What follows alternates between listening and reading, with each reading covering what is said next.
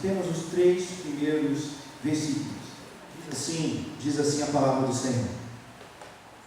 Nadab e Abiú, filhos de Arão, tomaram cada um o seu incensário e puseram neles fogo, e sobre este incenso trouxeram fogo estranho perante a face do Senhor, o que lhes não ordenaram. Então saiu fogo de diante do Senhor e os consumiu, e morreram perante o Senhor. E falou Moisés a Arão: isto é o que o Senhor disse: mostrarei a minha santidade naqueles que se cheguem a mim, e serei glorificado diante de todo o povo. Porém Arão se calou. Amém. Quero lhe pedir a todos os irmãos aqui, os presentes, os visitantes, os que estão pela primeira vez talvez, que você lesse de novo esses 3 versos sozinho, e que nós tivéssemos um minuto de silêncio. Um minuto de silêncio, para que nós refletíssemos sobre esses 3 versos. Leia os 3 versos um pouquinho, e vamos nos acalmar, nos aquietar diante do que a palavra de Deus está dizendo. O primeiro silêncio da Bíblia é o silêncio da criação. A terra era sem forma e vazia, e o Espírito de Deus pairava sobre as águas. Não havia barulho, não havia ainda a existência de uma espécie nessa terra. Toda forma de vida, todo som cultural, nasal, toda emissão sonora só poderia vir depois que Deus criasse todas as coisas. O primeiro silêncio da Bíblia é o silêncio da própria criação, quando nada ainda tinha forma e apenas o Espírito de Deus pairava. Nós temos o silêncio de Adão. O Dr. Larry Crabb escreveu um livro para chamar a atenção do papel dos homens, e ele traz à tona o texto onde diz que Eva comeu do fruto proibido, comeu, e a Bíblia não descreve nenhuma palavra do homem. O silêncio de Adão diante da tentação que a sua mulher estava submetida, diante da queda dela, diante do pecado. O silêncio de quem deveria obedecer. Nos lembra um Deus que cobra a obediência. Deus vai ao encontro de Adão e Eva e eles se escondem, calados. Tem o silêncio da criação, que revela um Deus criador. O silêncio de Adão, que revela um Deus que cobra a obediência dos seus. Nós temos o silêncio de Noé,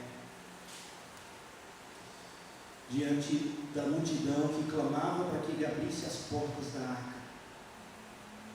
quando o dilúvio começa a cair sobre a terra. O povo gritava, batia, chamava, mas a porta havia cerrado.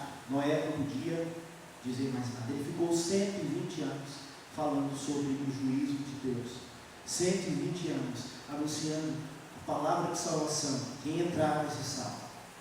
Mas quando a porta se fecha, Noé se cala, e a gente então percebe um Deus que mantém o seu castigo. E todas as pessoas que não entraram na arca morreram. A Bíblia fala do silêncio de Abraão. Isaac pergunta: pai, cadê o sacrifício? Nós estamos andando, nós estamos indo para um lugar sacrificar. Eu estou vendo o cutelo, eu estou vendo os utensílios. E Abraão se cala. Depois de certa insistência, ele fala: Deus reservou para si o sacrifício. O silêncio de Abraão, diante de um Deus que exige obediência. A Bíblia mostra o silêncio de Isaías quando se prostra diante de Deus. Ele fica aterrorizado, ele fica espantado, ele fica pasmado, ele perde a fala até que ele pode dizer: Senhor, eu sou um homem de lábios impuros e aflito no meio de um povo de impuros lábios, diante de um Deus santo, um Deus sem mancha, um Deus poderoso, tão grande que qualquer ser humano que estiver diante desse Deus vai cair no chão, calado, porque Deus é poderoso. O silêncio de Moisés diante da sarça que queimava e não consumia, espantado, admirado, vislumbrado com aquele fenômeno que ele nunca vira no deserto, e Deus se revela a ele como: eu sou o Deus que existe antes da existência de todas as coisas, um Deus poderoso, um Deus santo, um Deus criador, o Deus de Abraão, de Isaac e de Jacó. É o Deus que se apresenta a Moisés. Nós temos o silêncio de Deus no período entre o Antigo e o Novo Testamento. Deus, cumprindo as suas promessas de castigo ao povo que não lhe obedecesse, permitiu que o povo de Deus ficasse 400 anos no exílio. E nós temos uma grande lacuna de profetas. Nesses 400 anos, Deus não levantou a sua palavra profética. Nestes anos, se buscava uma palavra, orientação de Deus. Um Deus que depois traria do deserto João Batista, o profeta, a voz que clama no deserto, para libertar e anunciar a libertação do seu povo. Um Deus que permite o exílio, um Deus que permite o sofrimento, um Deus que permite privações, provações e tribulações. Nós temos o silêncio de Zacarias, marido de Isabel, que era descendente de Arão, família de levitas, ministrava no templo, e bem velho, Deus diz para Zacarias: você vai ter um filho, e ele vai ser o que vai anunciar o caminho do Messias. A Bíblia diz que Zacarias, ele duvida: como pode eu, sendo velho, ter um filho? E o anjo diz: você vai ter, tua esposa Isabel vai ter um filho, mas você vai ficar mudo até o dia que esse menino nascer. O silêncio de Zacarias diante de um Deus que não mente, diante de um Deus que fala sério, que não brinca com as palavras. Nós temos o silêncio de Jesus na Via Crucis, calado diante de Herodes, calado diante de Pilatos, como o profeta Isaías profetizou em Isaías 53, o cordeiro mudo que não abria a sua boca. Silêncio de submissão à missão que ele tinha que cumprir. Silêncio de obediência. Silêncio lá no Getsemane, quando Deus resolveu não atender o seu clamor. Nós temos o silêncio de Deus lá na cruz do Calvário. Jesus, ele exclama antes de morrer: Deus meu, por que me desamparastes? O silêncio de Deus diante de Jesus, que carregava todo o pecado do mundo, um silêncio de amor, de sacrifício, um silêncio de um Deus que doa a si mesmo por nós. Nós temos o silêncio de Paulo, que por 3 vezes ele pede para Deus: tira de mim esse espinho, tira de mim essa fraqueza, tira de mim esse problema que me incomoda. E Deus diz para Paulo: basta, a minha graça te basta, Paulo não pede mais. Ele se cala diante de um Deus soberano que aperfeiçoa os seus filhos. E Paulo conclui: o poder de Deus se aperfeiçoa na fraqueza. Porque quando somos fracos, é que somos fortes. Nós temos o silêncio no céu. Em Apocalipse capítulo 8, a Bíblia diz que o céu fica em silêncio por 30 minutos. Antes da abertura do 7º selo, quando Deus revelaria o pavor e a gravidade dos seus julgamentos e dos seus castigos diante daqueles que haviam se prostrado diante da besta, diante do falso profeta, daqueles que não tinham se conservado fiéis ali. Silêncio no céu de todos os que estavam lá, quando o 7º selo vai ser aberto e Deus vai iniciar os seus juízos mais severos contra os adoradores da besta. Um Deus que executa o seu juízo sobre toda a terra. Você já ficou em silêncio alguma vez? Quais foram as situações em que você se calou? Que você não falou nada? Talvez o silêncio da omissão, talvez o silêncio da vergonha, talvez o silêncio do orgulho, talvez o silêncio da humildade. E o silêncio de Arão? Que silêncio foi esse?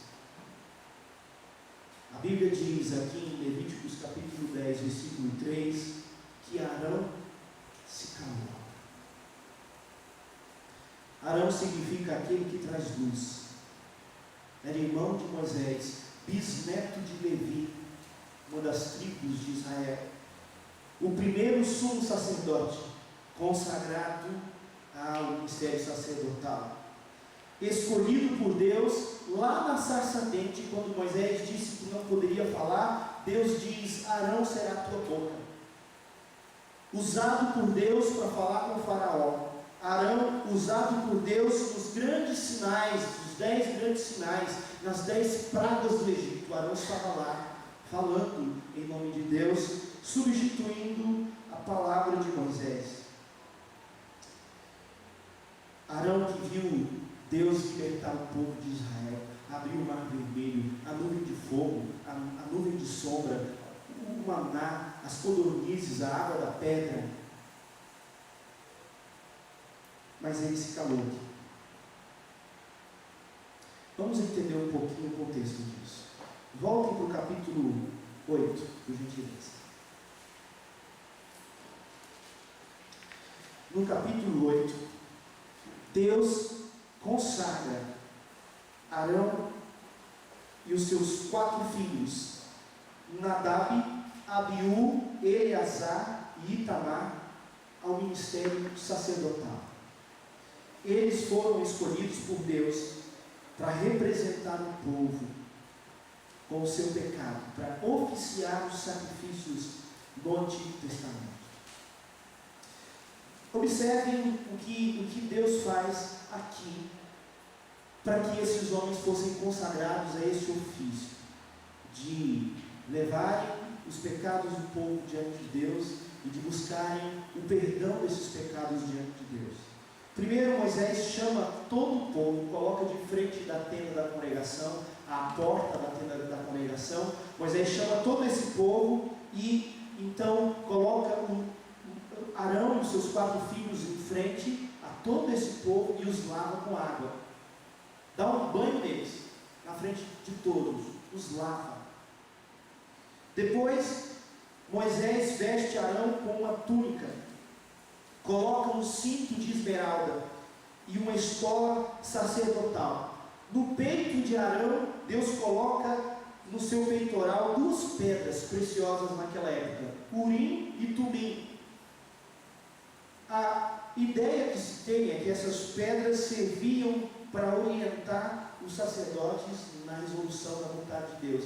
Alguns entendem que Urim poderia ser o sim de Deus e Tumim o não de Deus. O certo é que eram utensílios utilizados na estola sacerdotal de Arão, o sumo sacerdote, o primeiro sumo sacerdote. Depois Moisés coloca na cabeça de Arão um turbante e amarra nesse turbante uma lâmina de ouro, como que uma coroa sagrada.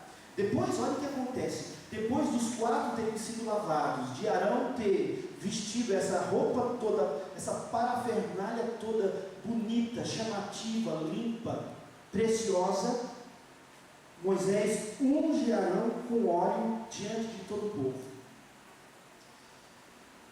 7 vezes. Moisés começa a ungir todo o tabernáculo. Moisés começa a ungir cada utensílio do tabernáculo, todas as peças, todas as portas, todas as partes desse tabernáculo são ungidos por Moisés. Ele asperge 7 vezes o óleo sobre todos os utensílios. Depois ele chega até Arão e o unge e o consagra ao sumo sacerdote. Depois Moisés pega os 4 filhos de Arão e coloca os 4 filhos de Arão também diante de toda a congregação. E aí Moisés os veste com túnicas, com cintas, com gorros. Depois Moisés traz um novilho e oferece uma oferta pelo pecado de Arão e dos seus filhos. Arão e os filhos dele precisam colocar as mãos sobre a cabeça desse novilho antes dele morrer. Arão e os 4 filhos colocam a mão sobre a cabeça do novilho. Depois Moisés sacrifica esse novilho e coloca o seu dedo no sangue do novilho, e com o dedo molhado com o sangue desse novilho, ele toca e marca os cantos do altar. Depois ele pega o restante de todo o sangue deste animal e derrama sobre o altar, para fazer propiciação nesse altar. Depois Moisés pega os rins, o fígado, as vísceras, a gordura e queima isso no altar, queima tudo. E o que sobra, a pele, ossos, ele joga para fora do arraial, ele joga longe, para longe de onde estava o povo. A oferta pelo pecado era uma oferta que Deus instituiu, buscando levar o senso do povo de perdão. Sangue estava sendo derramado para que eles fossem perdoados. Era uma oferta obrigatória diante da acusação de qualquer pecado. Eles precisavam fazer uma oferta pelo pecado. Mas Moisés continua. Aí depois que ele sacrifica o novilho, pede para Arão e os filhos colocarem a mão sobre o novilho, ele traz o carneiro.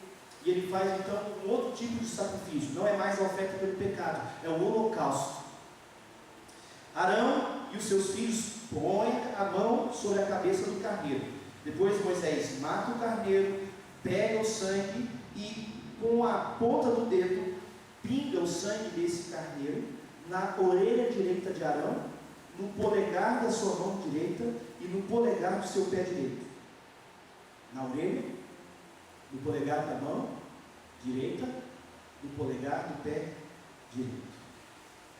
Depois Moisés pede que os filhos de Arão se aproximem e sobre cada um deles ele faz a mesma coisa, molha o sangue daquele cordeiro na orelha e nos dedos do pé e da mão direita. O holocausto era um sacrifício voluntário, com a finalidade de assegurar ao ofertante, aquele que ofertava, o favor de Deus. O animal era totalmente queimado nesse altar, substituindo o próprio ofertante no sacrifício. Esse é o holocausto. Significa que um animal, um ser, estava morrendo no lugar daquele que oferecia o animal. A oferta pelo pecado, que foi o novilho, significava o perdão do pecado. O holocausto significava a substituição do sacrifício. A oferta do pecado era Deus dizendo, perdoo você. O holocausto era Deus dizendo, em outras palavras, eu morro por você. Morro pela tua vida. Eu pago o preço do teu pecado. O salário do pecado é a morte. O sangue precisa ser derramado, eu vou derramar esse sangue. Moisés então pega pães sem fermento, mistura com a gordura desse cordeiro, coloca nas mãos de Arão e de seus filhos, e depois ele os queima no altar, chamada oferta de manjares. Depois Moisés unge todos eles e as suas vestes com óleo e um pouco de sangue no altar. Depois Moisés diz assim: Arão e seus filhos, cozinhem essa carne na entrada da tenda da congregação e comam dessa carne com o pão e os manjares que estão sobre a mesa. E Arão e seus filhos fizeram isso com ele. Depois, para terminar todo esse ritual de consagração do sacerdócio, eles então queimam o restante da carne que sobrou e o pão, e eles ficam 7 dias na porta da congregação, em jejum, em consagração, em oração, para serem consagrados ao sacerdócio. Capítulo 8, o dia em que Arão e seus 4 filhos foram consagrados ao sacerdócio. Tem a ver contigo? Tem, porque Pedro diz que nós somos sacerdócio real. Se você entregou a sua vida para Jesus, você é um sacerdote do Senhor. Tem a ver contigo toda essa simbologia aqui. Qual foi a importância da missão de Arão como supremo sacerdote? Ele se tornou o representante. Só Arão poderia entrar no Santo dos Santos, o lugar onde estava a Arca da Aliança, a santa presença de Deus. Qualquer um, sem ser Arão, que entrasse ali, morreria. Inclusive seus 4 filhos. Arão é que tinha a estola sacerdotal, a túnica, a coroa, ele que tinha as pedras de Urim e Tumim, ele era o sumo sacerdote. Os seus 4 filhos seriam sacerdotes que o auxiliariam nessas ofertas e nesses sacrifícios. No capítulo 9, depois que termina os 7 dias de jejum e consagração de Arão e seus filhos, então eles precisam iniciar o seu ministério sacerdotal. O que eles fazem primeiro, no capítulo 9? Eles primeiro fazem uma oferta pelo pecado deles e uma oferta de holocausto pela vida deles. Oferta pelo pecado deles e uma oferta de holocausto pela vida deles. Depois, Deus manda através de Moisés que Arão chamasse todo o povo e todo o povo trouxesse animais para a oferta pelo pecado deles e como holocausto pela vida deles. O que Deus fez em Arão e nos filhos, a oferta pelo pecado e o holocausto, eles precisam levar todo o povo a fazer. No capítulo 9, todo o povo traz as suas ofertas até Arão e os seus 4 filhos, e Arão então sacrifica animais naquele dia para que todos os pecados do povo fossem perdoados e para que todas as vidas daquele povo fossem substituídas pelo Cordeiro, pelo sangue. Como é que termina esse 8º dia na vida deles? Festa, deu tudo certo. Arão e Moisés chamam todo o povo, abençoam todo o povo, e o fogo de Deus desce do céu e consome o holocausto que estava sobre o altar. Fechou. Do jeito que Deus programou, com a ordem, com o respeito, com a santidade, com o zelo, com a obediência que Deus pediu. Irmãos, mas ele no capítulo 10. Capítulo 10 diz que, pode colocar o próximo, Nadab e Abiú foram lá, pegaram o seu próprio incensário, puseram nele fogo e colocaram diante do altar fogo estranho. E o que acontece? O fogo que anteriormente havia descido para consumir o sacrifício no altar, desce de novo. Só que dessa vez, Nadab e Abiú são o holocausto. Deus os queima na frente do seu pai. Já imaginaram isso, meus irmãos? Deus chamar Arão para ser sumo sacerdote, todo aquele cerimonial, aquela bênção, aquela ação de Deus. No outro momento, os seus 2 filhos, porque cometeram o erro de levar fogo estranho no altar, são queimados vivos diante de todo o povo, diante do seu pai. Qual foi o fogo estranho que Nadab e Abiú apresentaram ao Senhor? Eu não sei ao certo. Eu não sei. A Bíblia não é muito clara sobre o que pode ter sido isso. Pode passar para mim? Nath, pode colocar aí para mim todos os pontos. Uma primeira possibilidade é que eles trouxeram brasas para esse incensário que não eram brasas do altar. Uma outra possibilidade é que eles ofereceram uma oferta que não estava ordenada por Deus. Uma outra possibilidade que não está aí é que eles ofereceram aquilo que só Arão podia fazer. O papel deles era auxiliar o ofício e não executar o ofício que o sumo sacerdote tinha que fazer. Eu não sei ao certo qual foi exatamente esse fogo estranho, mas o que importa aqui é que Nadab e Abiú, eles abusaram do seu ofício de sacerdotes e faltaram com respeito às ordenanças de Deus. Deus se sentiu desrespeitado e desobedecido através da atitude de Nadab e de Abiú. E aí, Arão foi marcado. Os pais aqui podem imaginar. Os filhos aqui podem imaginar. Arão foi marcado com a morte dos seus 2 filhos mais velhos. Na frente deles. Na frente de todo o povo. Talvez Arão, um pai muito orgulhoso, feliz, fui escolhido, fui separado das 12 tribos de Israel. Deus separou a tribo do meu bisavô Levi. Eu sou especial, eu sou poderoso, eu sou diferente. Eu não sei o que passou no coração de Arão, mas ele começou a entender muito cedo o que significa ser sacerdote do Senhor. Ele já é marcado como um acontecimento trágico. Meus irmãos, nós estamos acostumados com a superficialidade. Nós nos acostumamos com a superficialidade das exigências e com a superficialidade do cumprimento delas. Não tem aí? Pode deixar, mas depois eu te aponto. Nós estamos acostumados com a superficialidade das exigências e a superficialidade do cumprimento delas. Roberto da Mata escreveu um livro cujo título é assim: O que faz o Brasil Brasil. E dentre várias características que ele atribui para o povo brasileiro, ele faz uma análise histórica, sociológica, antropológica da origem do nosso povo, como o Darcy Ribeiro também fez no livro O Povo Brasileiro. Portanto, ler por que nós somos o que somos, por que nós somos assim. E dentre várias características que o Roberto da Mata traz para o povo brasileiro, uma delas é o jeitinho e a malandragem.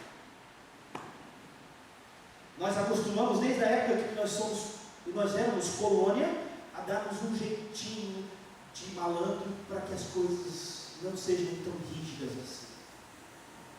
Roberto da Mata, numa análise não espiritual, não bíblica, mas apenas humana, sociológica, ele diz é uma característica do povo brasileiro a malandragem e o jeitinho. Nós estamos acostumados, meus irmãos, a não levarmos as coisas muito a sério.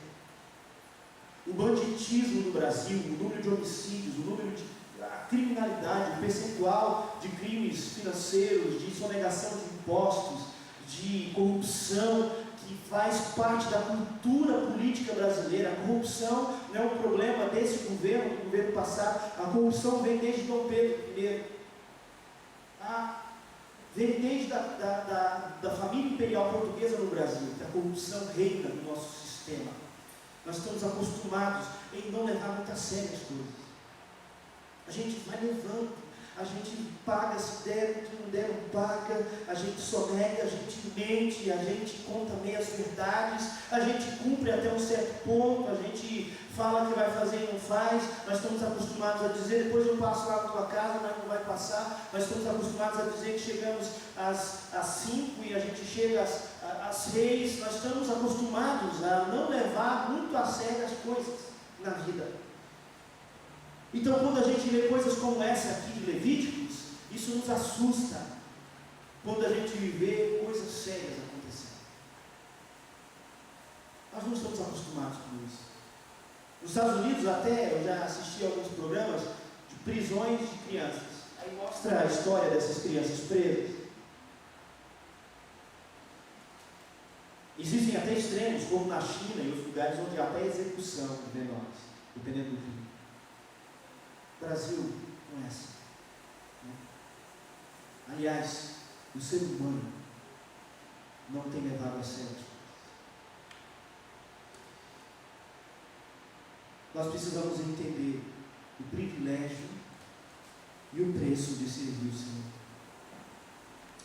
Ele diz aqui, no capítulo 10, no versículo 3: mostrarei a minha santidade naqueles que se cheguem a mim, e serei glorificado diante de todo o povo.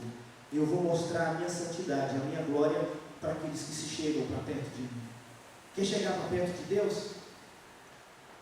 Quer viver perto de Deus? Ele vai mostrar a sua santidade e a sua glória para você. Nós somos todos sacerdotes, meus irmãos.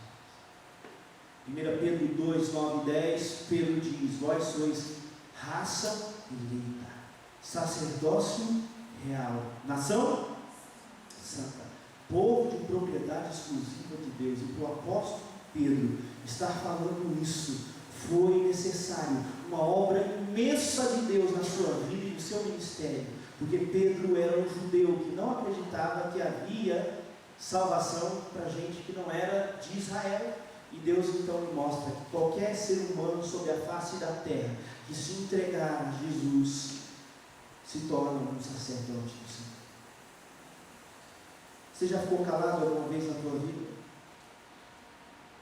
Talvez desde criança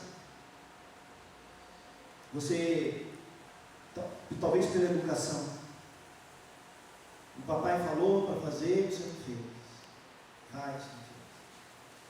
Até que uma atitude mais brusca, mais rígida, assusta a criança, assusta o filho, e ele percebe que está falando sério. Que é sério. Qual foi a vez que você ficou em silêncio? Lembro da história de um amigo que reagiu a um assalto, falando de um tênis que queriam levar dele. Ele argumentando: eu sou estudante, eu não tenho dinheiro, pode olhar a minha mochila aqui, eu só tenho passe de ônibus e uns livros para estudar, não tenho nada. Até que um ladrão puxa um revólver, uma arma, coloca sobre ele. O que ele fez?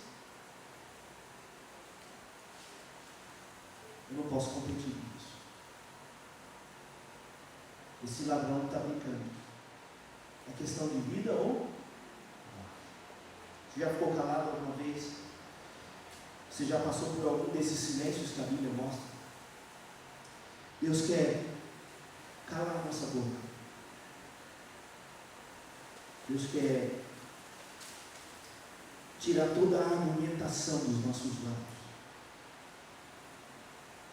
Eu entendo que o silêncio de Arão, nesse nosso projeto de 100 dias de restauração, nos ensina a restaurarmos o nosso respeito pelo nosso Deus. Deus está falando sério. Deus não está brincando. Ele é Deus. Ele não é homem para mentir, nem filho do homem para se arrepender. Ele é Deus, digno de ser levado muito a sério. Quando você está diante da presença dele, quando você carrega o nome dele, quando você serve a ele, quando você é um sacerdote dele. Deus, meus irmãos, está nos chamando a levarmos mais a sério ele.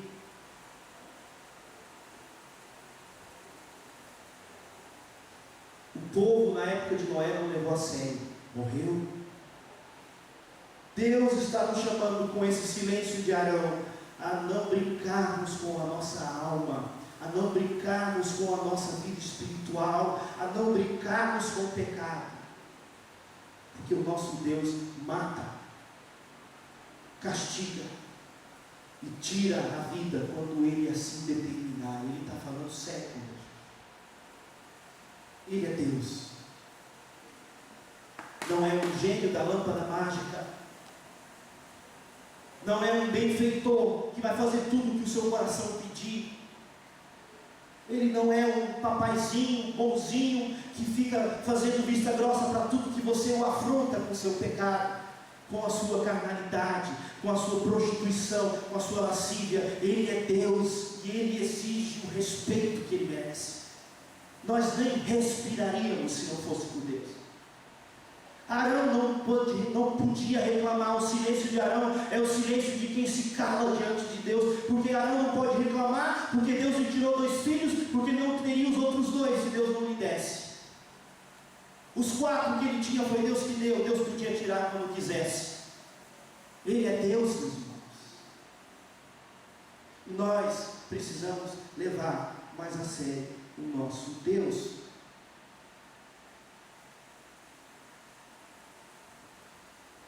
Três lições desse silêncio de Arão para as nossas vidas. A primeira lição é que Deus deixa muito claro que a glória dele é superior a qualquer coisa. Eu manifestarei a minha glória para aqueles que chegarem a mim. A glória de Deus é mais importante que você e do que eu. A glória de Deus é mais importante do que a vida dos nossos filhos. Se para o nome dele for ser glorificado, ele tiver que tirar a vida dos nossos filhos, ele tira. A glória de Deus é superior a tudo. Nós fomos criados para essa glória. A nossa vida aqui não é um passeio de férias. A nossa vida aqui não é uma satisfação das nossas vontades. Lá em Efésios, capítulo 1, versículos 4 a 7, Paulo diz que Deus nos escolheu antes da fundação do mundo para sermos santos e irrepreensíveis perante Ele, e em amor nos predestinou para Ele, para a adoção de filhos por meio de Jesus Cristo, segundo o beneplácito da sua vontade, para o louvor da sua glória. Se alguém te perguntar por que você existe, você diz: eu existo para a glória de Deus. É por isso que eu estou aqui respirando hoje e caminhando com as 2 pernas, não estou morto, como muita gente está por aí, porque eu fui criado para a glória de Deus. Essa é a razão por que eu existo. Deus não precisava criar um universo, Deus não sofria de solidão, meus irmãos. Deus criou para manifestar a sua doxa, a palavra grega para glória. A palavra doxa significa o ornamento de um rei. Nós somos os ornamentos da majestade de Deus. Nós somos os ornamentos do seu caráter e do seu poder. Nós somos os ornamentos da importância, da grandeza, do nome, do poder, da glória, da majestade de Deus. É por isso que nós estamos aqui. É por isso que o céu existe e é por isso que o inferno existe. Porque Deus é glorificado no inferno com o seu juízo e Deus é glorificado no céu com a sua graça e com o seu perdão e o seu amor. Nós existimos para que a doxa, para que a majestade de Deus seja manifesta no mundo. Você é um adereço de Deus, e só ali, neste lugar, que você vai ser feliz, e que você vai se realizar, que você vai encontrar o propósito da tua vida. O propósito principal da tua vida não é apenas ter uma mulher e filhos e um bom concurso público e ganhar um bom salário, não é apenas ter uma renda mensal, uma boa previdência privada, uma boa aposentadoria. O propósito da tua vida, nos anos que Deus te der aqui, é glorificá-lo, exaltá-lo.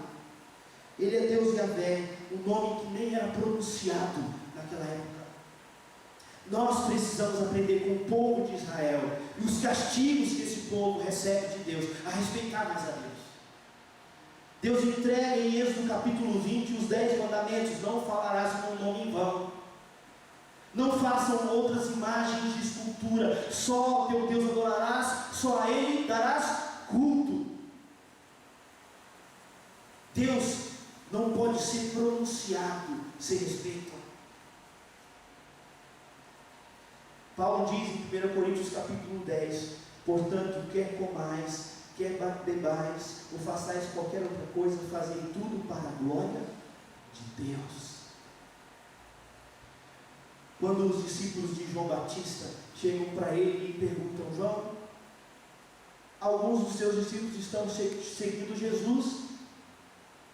João Batista diz: convém que ele cresça e que eu diminua. Toda honra e toda glória. na vida e na morte, na saúde e na doença. Deus nunca abriu mão da sua glória. Como é que você pode glorificar a Deus? Você precisa incluir Deus em cada área da sua vida. Isso glorifica o nome dele. Como é que você pode glorificar a Deus? Recusando aceitar glória própria. Quando Deus brilha, não tem espaço para mais nenhuma estrela. Quando a estrela da manhã raia sobre a tua vida, não há espaço para a tua estrela brilhar. Ele é a única estrela do universo. Como você pode glorificar a Deus priorizando o seu relacionamento com Ele? Se você não tem Deus como uma prioridade na tua vida, você não tem dado a Ele a glória que é dele. Eu tenho dito isso algumas vezes aqui na igreja. Não deixe a tua esposa, os teus filhos, os teus amigos, os teus estudos, a tua faculdade, o teu salário, sentar no trono da tua vida. Aquele lugar ali é só de Deus. Só Deus pode sentar no trono da tua vida. Foi Ele que criou você. Você coloca o filho no trono, que afronta. Foi Deus que te deu o filho. Você coloca um trabalho no trono, que afronta a Deus. Foi Ele que te deu força e inteligência para trabalhar. Você coloca um carro no trono, um bem material que afronta. Você não teria nada disso se Deus não tivesse. Não deixe de dar a Ele a glória que é dele. Tudo que você tem é dele. Tem gente que se afasta de Deus por causa dos filhos. Seus filhos são de Deus. Tem gente que se afasta de Deus por causa do emprego. O emprego que você tem foi Deus que te deu. Não, o emprego que eu tenho foi devido ao meu esforço de anos a fio estudar para concurso. Não foi não. Você não teria condição de fazer nada disso se Deus não tivesse dado dinheiro para pagar o cursinho, não tivesse dado uma cama para dormir, uma roupa para vestir, uma comida para comer, um cérebro para pensar, um pulmão para respirar a cada minuto. Você não teria se não fosse Deus. Ele é que merece toda a honra e toda a glória. E Arão aprendeu isso de forma exemplar diante de todo o povo. Porque Arão se calou, meus irmãos. Além da superioridade da glória de Deus, Arão se calou diante da superioridade da autoridade de Deus. A autoridade de Deus vem na frente de sua autoridade sobre seus filhos. Os filhos de Arão não tinham que prestar contas só para ele, tinham que prestar contas para Deus. A autoridade de Deus é maior do que a autoridade de qualquer ser na face da terra sobre a tua vida. A vida dos seus filhos está nas mãos dele. Os seus filhos são dele. Jó entendeu isso. Deus deu, Deus tirou. Glorificado seja o nome dele. Deus não pode matar nada que Ele mesmo não tenha dado vida. Deus merece o respeito de maior autoridade sobre todos nós. A questão de Nadab e Abiú não era o adorar a Deus. Eles estavam diante de um altar real, diante de um Deus verdadeiro. Eles não estavam numa seita, mas a postura deles não foi correta. Jesus diz assim, meus irmãos: todo aquele que ouve as minhas palavras e não as pratica, constrói a sua casa sobre areia. Quando vem a chuva, a casa vai cair. Jesus diz em Mateus 7: muitos naqueles dias vão dizer: Senhor, Senhor, em teu nome eu fiz isso, fiz aquilo. E Deus vai dizer, Jesus vai dizer: não vos conheço. Em Mateus capítulo 24, 25, Jesus conta daqueles que vão estar diante de Deus e vão ser separados como o joio no meio do trigo. E Jesus vai dizer: vocês me deixaram nus, com fome e com sede, porque vocês deixaram os meus pequeninos. Jesus diz em João capítulo 15, aquele que me ama, guarda os meus mandamentos.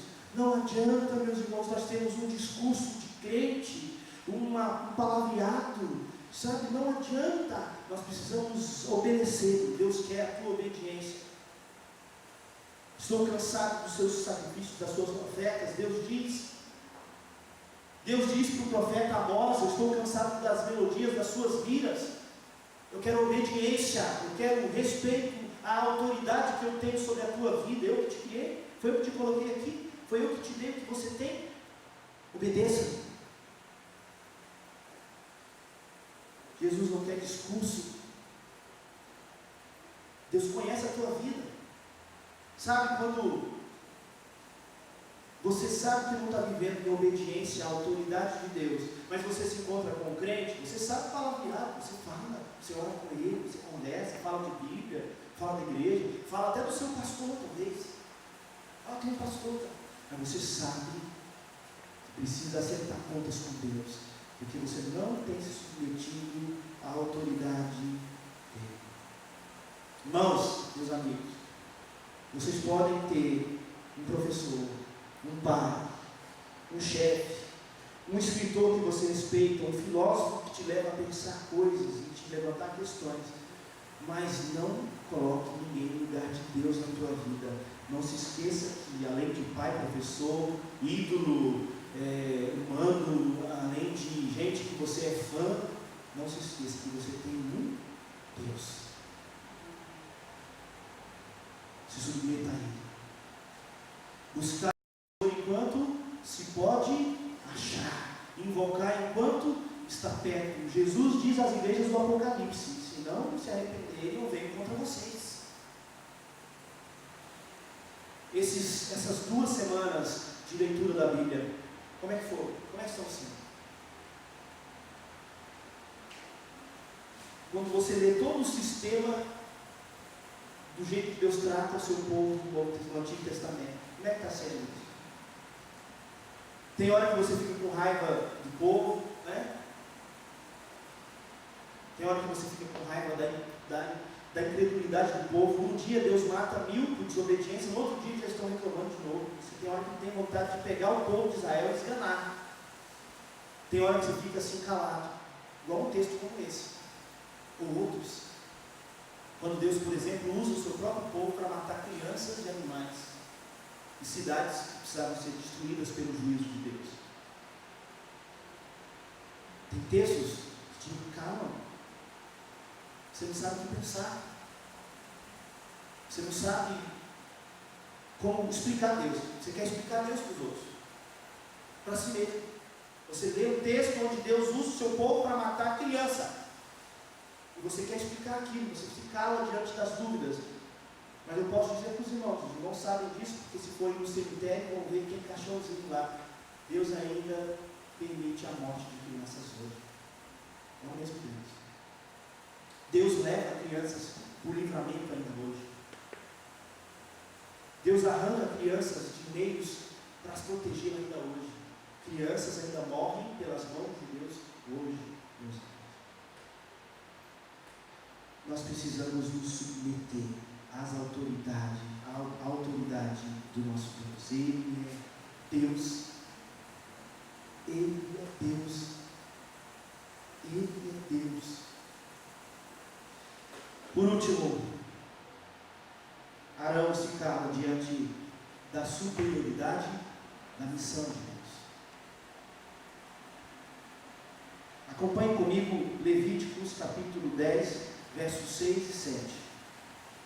Moisés diz a Arão e a seus filhos, Eleazar e Itamar, que são os 2 sacerdotes que sobraram: não desgrenheis os cabelos, não rasgueis as vossas vestes, para que não morrais, nem venha grande ira sobre toda a congregação, mas vossos irmãos, toda a casa de Israel, lamentem o incêndio que o Senhor suscitou hoje. Não saireis da porta da tenda da congregação para que não morrais, porque está sobre vós o óleo da unção do Senhor, e fizeram conforme a palavra de Moisés. Ou seja, mesmo depois de Arão e os 2 filhos testemunharem a morte dos seus filhos e a morte dos seus irmãos, com um fogo que os incendiou e os matou ali na frente de todo mundo, Deus diz para eles: nada de luto, nada de choro, nada de rasgar as vestes, nada de parar a obra, vocês estão ungidos pelo meu Espírito, continuem o trabalho, não parem.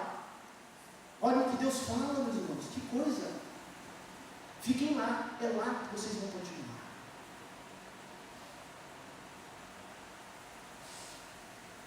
Você tem uma missão. Jesus diz: aquele que não deixar pai e mãe por amor em mim não é digno de mim. Você tem uma missão a cumprir, a despeito de qualquer coisa que você viver na tua vida. Você tem uma missão a cumprir.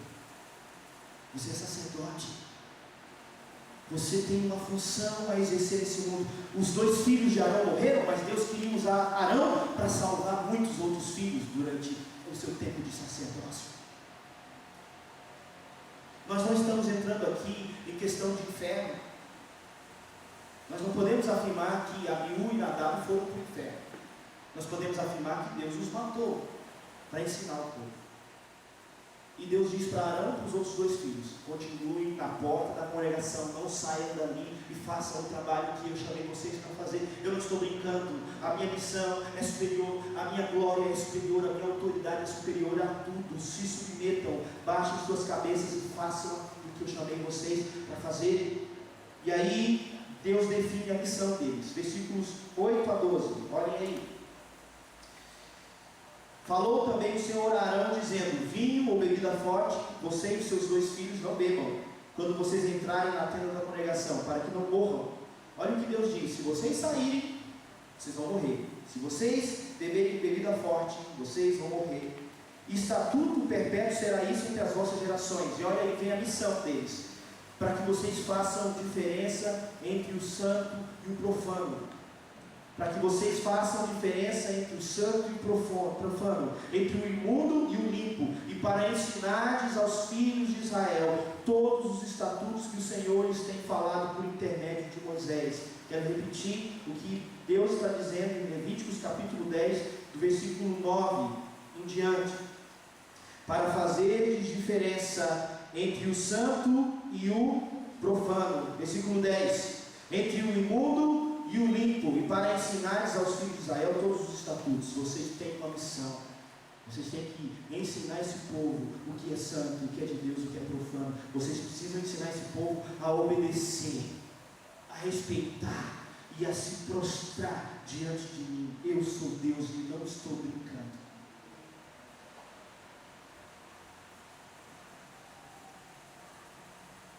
Como não se calar, meus irmãos, diante disso? Não é? Quando a gente lê a história da 100ª ovelha, né? O Salmo 23, o Senhor é meu pastor, nada me faltará. Consolo. Que vontade de compartilhar depois que ouve essa palavra. Mas aqui Deus está dizendo: eu tenho um preço alto para quem é meu sacerdote, vocês são. Mesmo que o preço seja alto, não pare de ser. Façam aquilo que eu chamei vocês para fazer. Quero falar para os irmãos sobre David Livingstone, um missionário que foi para a África. Foi um desbravador do continente africano. Nasceu na Escócia, viveu na Inglaterra, tinha contato com a medicina, foi um dos homens mais cultos da sua época, no século XIX, falava várias línguas, erudito, um homem com uma formação espetacular. Casou-se com a sua esposa e foi para a África, no século XIX. 1850, 1840. Certa vez, o seu terceiro filho estava nascendo. E por causa do contexto em que ele vivia com a sua esposa e os seus 2 primeiros filhos, ele teve 4, 5, esse terceiro filho morreu na África. Ele poderia estar com seu filho nos melhores hospitais de Londres. O filho dele morreu na África, foi sepultado na África, e sabe o que David Livingstone fez? Se empenhou ainda mais na obra missionária. Certa vez enviaram para ele um repórter para localizá-lo, que ele não estava sendo localizado. Não tinha notícia dele há meses. A sua esposa ficara doente, ele viajou para a Inglaterra, deixou a sua esposa lá e os 4 filhos tratando e voltou para a África enquanto ela se recuperava. Por meses, embrenhado no meio das selvas, evangelizando. Certa vez mandaram um repórter para lá para tentar convencê-lo a voltar para a Inglaterra. O nome do repórter? Henry Stanley.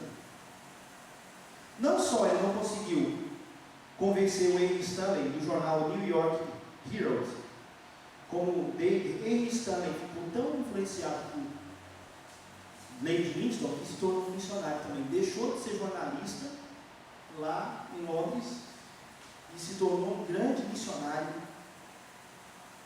na África também. David Livingstone morreu em 1873. Ele foi encontrado de joelhos em uma cabana primitiva no meio da África. O seu coração foi enterrado na Inglaterra, porque ele pediu isso. E o corpo foi enterrado, aliás, seu coração foi enterrado na África. Ele pediu que seu coração fosse enterrado na África e o seu corpo foi enterrado na Inglaterra. Uma das coisas que David Livingstone falava, Deus tinha só um filho e fez dele um missionário. Deus tinha só um filho e fez do seu filho um missionário. Eu pergunto para os irmãos, diante desse texto da superioridade da glória, da autoridade e da superioridade da missão de Deus, Deus não tem amor? Deus não tem misericórdia? Deus não se importa? E eu quero refletir com os irmãos. Nós não podemos acusar Deus de falta de amor, porque Ele enviou o seu único filho por nós.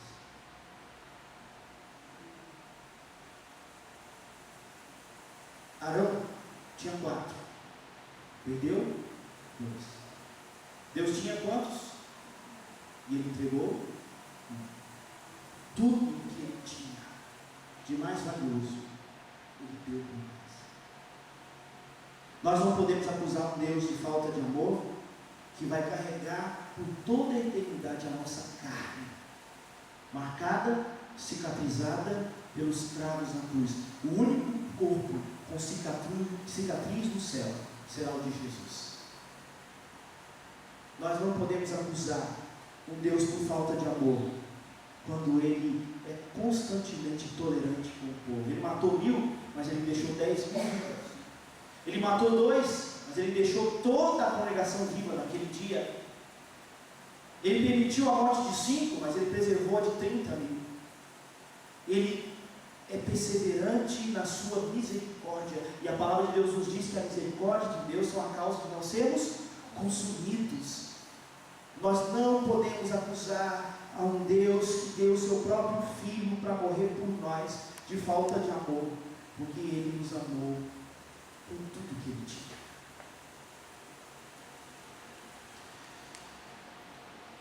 A encarnação de Jesus cala qualquer acusação contra Deus. A encarnação de Jesus cala qualquer acusação de um Deus que não ama, porque Ele deu o seu Filho por nós. Irmãos, precisamos nos calar e levar Deus a sério.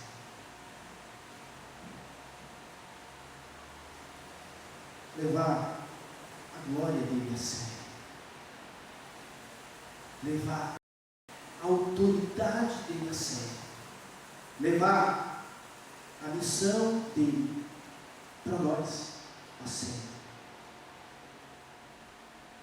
Poderia citar exemplo de outros missionários que eu conheço, que no meio da sua missão perderam o filho, perderam a esposa, perderam a saúde. William Carey, que foi para a Índia, Adoniram Judson, que foi para um país também extremo, ser um evangelista, ser um missionário. Hudson Taylor, que foi para o campo missionário. Homens que pagaram um preço alto por servir o Senhor. Quero citar aqui uma missionária chamada Betty Olsen, que deixou o conforto do primeiro mundo onde morava, não se casou e se embrenhou nas florestas da Birmânia para falar do amor de Deus, e nas florestas do Vietnã. Betty Olsen foi sequestrada por uma milícia, uma guerrilha na floresta do Vietnã. Betty Olsen, junto com outro missionário, foi levada cativa e viveu todo o resto da sua vida ali como prisioneira. Ela contraiu malária, contraiu uma série de doenças tropicais. Por fim, Betty Olsen não conseguia nem andar, ela era carregada numa rede. Naquela rede ela urinava e defecava, naquela rede ela morreu. O outro missionário sobreviveu e escreveu sobre Betty Olsen e disse que até o último minuto de vida dela, ela falava de salvação, ela falava de libertação, ela falava de que Deus amava e tinha uma oportunidade de salvação para aquele povo que a matava. Quando Deus diz para Moisés: Moisés, você não vai entrar na terra de Canaã, Moisés diz: Deus, levanta outra pessoa para guiar Israel. Moisés, Abraão e muitos outros, diz Hebreus 11, contemplavam uma pátria celeste. Meus irmãos, o que é teu em Deus está guardado e ninguém tira.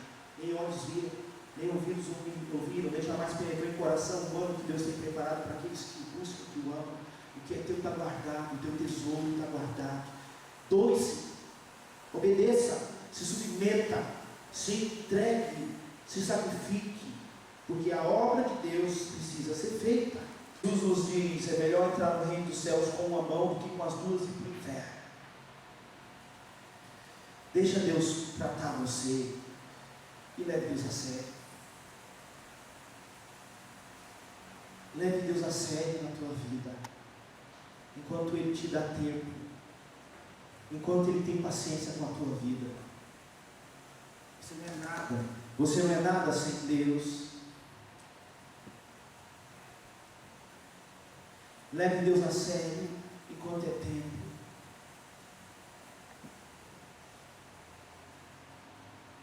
Leve a palavra de Deus a sério enquanto é tempo. Sacerdotes não param de servir diante de qualquer circunstância. Sacerdotes não sentam no trono, eles trabalham de joelhos. Sacerdotes não mandam em si mesmos, eles servem a Deus. Mas é a função mais importante do mundo, porque só através do ministério sacerdotal de Arão e dos seus filhos que sobraram é que todo o povo de Israel poderia ser perdoado dos seus pecados e receber o holocausto de substituição do sacrifício. Ser sacerdote tem um preço, mas é um grande privilégio. Deus vai usar você para salvar vidas,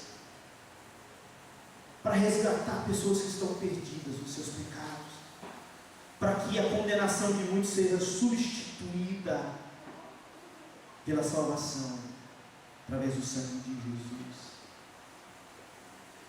Peça para que Deus te faça contemplar a glória dEle, o poder dEle, a majestade dEle.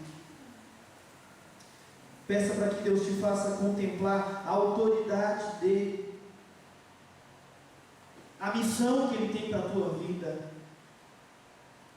É o que você tem de mais importante.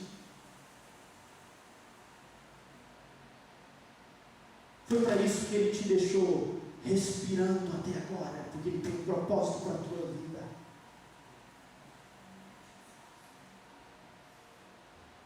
Essa igreja tem cadeiras vazias.